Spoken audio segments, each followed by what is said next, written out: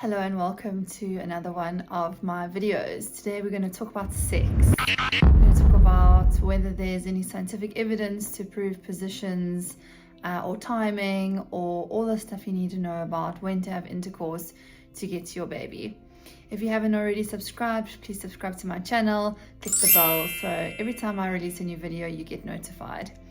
So today we're going to talk about the big sex, and the most important thing when it comes to sex is timing. Timing. This is something that people get wrong so often, and it's so important to understand that if you're like me, I recommend looking at cervical mucus as your number one. So looking for that egg white discharge, egg white so that the sperm can swim through the discharge rather than a cloudy discharge that makes it difficult for sperm to swim.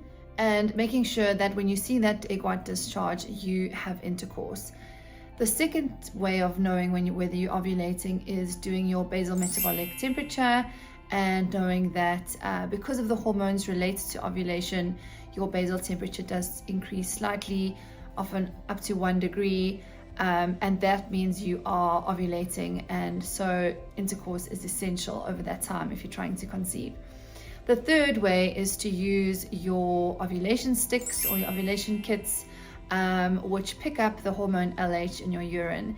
And those can be helpful for some personalities, but I tend to work with women like myself who are quite high achieving and quite anxious.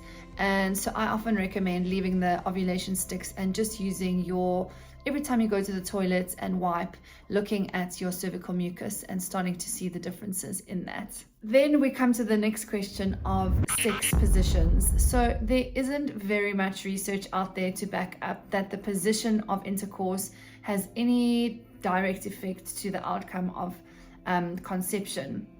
However, there is some stuff talking about retroverted and anteroverted uteruses. So I'm sure by now, if you're watching this video, if you have got a retrovert uterus, I actually have one, and so do my mom and my sister, so it's clearly some sort of genetic link. So it just means that your uterus sort of faces a little bit more towards the back. Anteroverted uterus it's a little bit more towards the front, your front of your body, or a normal uterus is slightly more in line with the middle of your body. So some people talk about an anteroverted uterus, we should look at missionary style. A retroverted uterus, we should look or we should recommend more of a doggy style sex position. However, there isn't any proof to prove these positions, so take it or leave it. It's not scientific, but perhaps give it a try. You got nothing to lose. The next thing that we need to know about sex is about lubrication. So people ask this question often, and obviously as we start to have more and more what I hate to call robotic sex and forced sex to try and get over our ovulation time, we do tend to perhaps need the help of some lubricants. So the fertility focused lubricants, they don't help you conceive, but they just don't have as many of the nasties in them. So I would recommend trying to find a lube that is pro-fertility or pro-conceiving, which can potentially just lower the risk of anything in that lubricant that could damage the sperm as it swims and gets up to the egg. Remembering that a sperm is a single cell organism, and so it is very sensitive. So trying your best to make sure if you do use lube that it's a good quality one. Otherwise, saliva is also a good lubrication if you're trying to really be natural and not put anything in that area. But there's nothing wrong with using lubricants, and most people need it, and so just making sure that you have a pro-fertility lubricant. The next question people ask is about after sex, whether you need to lie with your legs up or do a handstand or a headstand. Now, remembering that once you have intercourse, the sperm swim through the really tightly closed cervix into the uterus and hopefully meet with the egg somewhere, whether it's in the uterus or in the fallopian tube, and then move down towards the womb. There's no scientific evidence to prove that you need to put your legs up. It is normal for some semen to come out as you stand up. That is normal. Not all of the semen moves through. Once the sperm get to the cervix, they swim through in all the cervical fluids and hopefully meet with the egg. So it's not something to worry about if you go to the toilet after having intercourse and you wipe and there's a whole lot of semen. Don't worry, it doesn't mean that the sperm hasn't got to the egg. And then the last question that people tend to ask when it comes to sex and trying to conceive is whether the male or the female need to have an orgasm. Now again, there's been no scientific evidence to prove that if the female orgasms that there is a higher chance of conception.